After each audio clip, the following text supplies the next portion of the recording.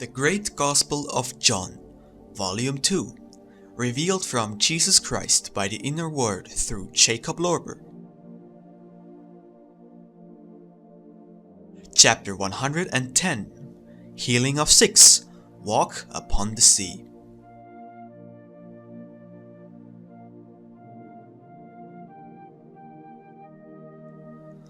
Early the next day, the whole place was again filled with all kinds of sick people. Ebahl came to me and asked me that I should help him, since they blocked the space in front of his house to such an extent that no person could enter or leave. He also has seen the Centurion outside, who wanted to enter the house but could not pass through the crowd of closely lined sick people. I then walked to the front door, lifted my hands above the sick, and at once all of them were healed, screamed of joy, and praised God in heaven who gave such power to the people. But asked them to keep quiet and to go home and to avoid the sin in future, and they all obeyed and went home.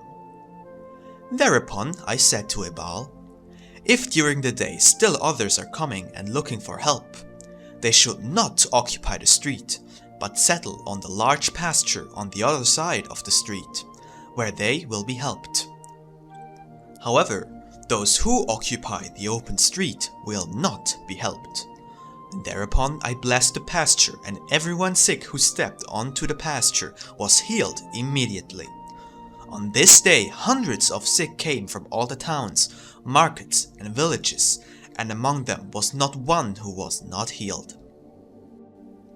Both Essenes made from hour to hour bigger eyes, and the group of Pharisees and scribes got more annoyed from hour to hour, since their status also decreased from hour to nothing. For they were not looked at and were asked nothing, and Ebahl's people made it clear to them that they became totally obsolete in the house, and since it was a nice day, they could travel back to Jerusalem. However, they did not accept such advice, but stayed put. After a while, one of the Pharisees came to me and asked me if the pasture would keep its properties in future. Said I, only for today until sundown. Says the Pharisee, why not forever?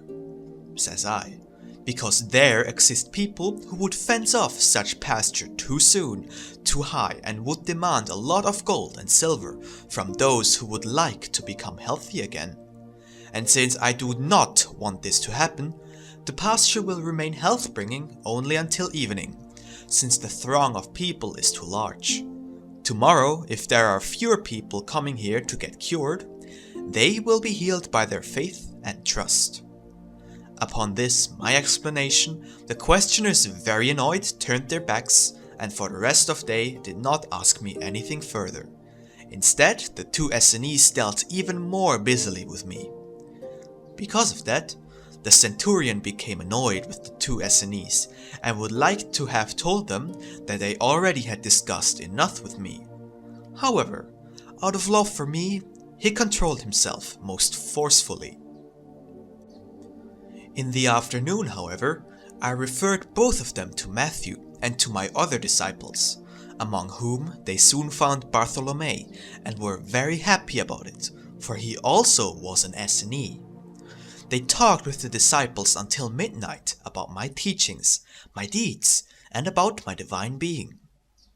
In the afternoon, I made a little excursion to the sea with the Centurion and with Ebahl and his family, where the 8 boatmen worked on the ship and diligently and properly repaired it, for it was already somewhat damaged.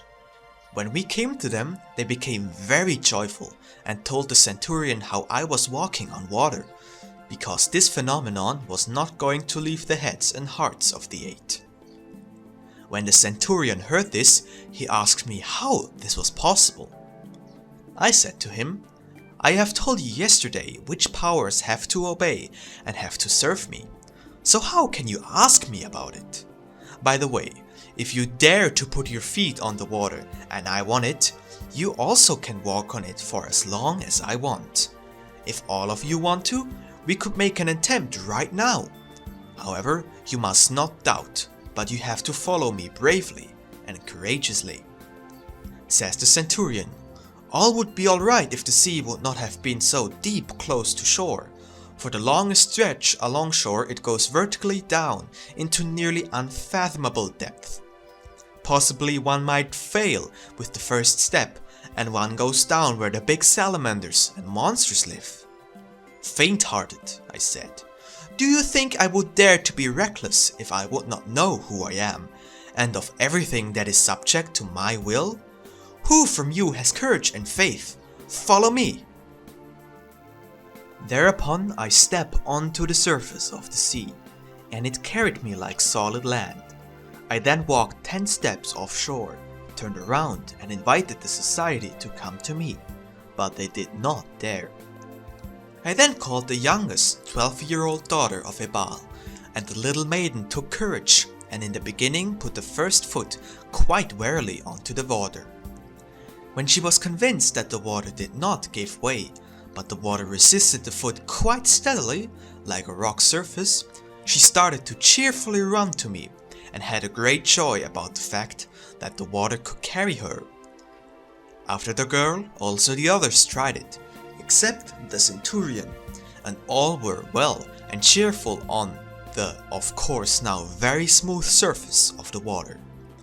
The Centurion asked me, now somewhat more bravely, "What would happen if a storm came up?" Says I, "Come and convince yourself."